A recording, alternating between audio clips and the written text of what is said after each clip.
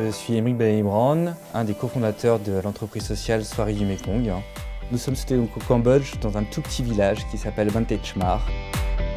Avec Gonzague de Borde, nous avons repris le développement de cette structure pour en faire vraiment une marque de savoir-faire associée à un projet social fort qui est justement la formation et l'autonomisation des femmes au Cambodge.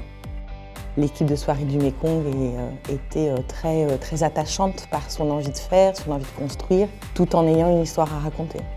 La première rencontre avec Cynthia, elle nous avait beaucoup questionné sur le positionnement du produit.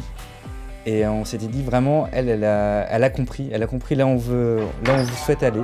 Ce que j'ai beaucoup apprécié tout de suite, c'est l'énergie. Ils sont souvent dans une dynamique où les réflexions passent d'abord par les moyens. Et en fait, ce qui est hyper intéressant, c'est de leur dire on arrête de penser aux moyens, qu'est-ce que vous voulez, vers quoi vous allez.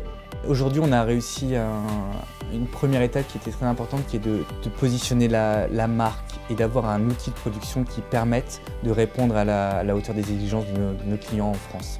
Les prochaines étapes, c'est de rendre ce modèle que nous avons créé jusqu'à présent, de le positionner à l'équilibre.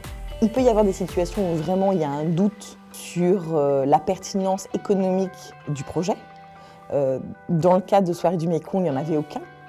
Mon rêve dans les 5-10 prochaines années, c'est quand quelqu'un se dit j'aimerais bien avoir un foulard en soie. Le premier réflexe, c'est de se dire c'est un foulard de Soirée du Mekong fabriqué avec le label Ban Tech Mar.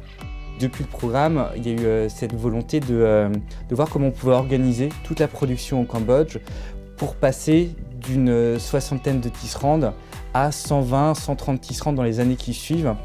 La proposition de produit qu'ils ont est une proposition de produit qui est, je trouve, qui a du sens, qui a une profondeur. Ils ont envie d'avoir un impact pour ces femmes, pour ces populations. Le programme Scale Up, ça nous a vraiment permis de faire une pause à un moment donné, pouvoir prendre du recul et pouvoir voir où est-ce que demain on pouvait se positionner pour changer d'échelle.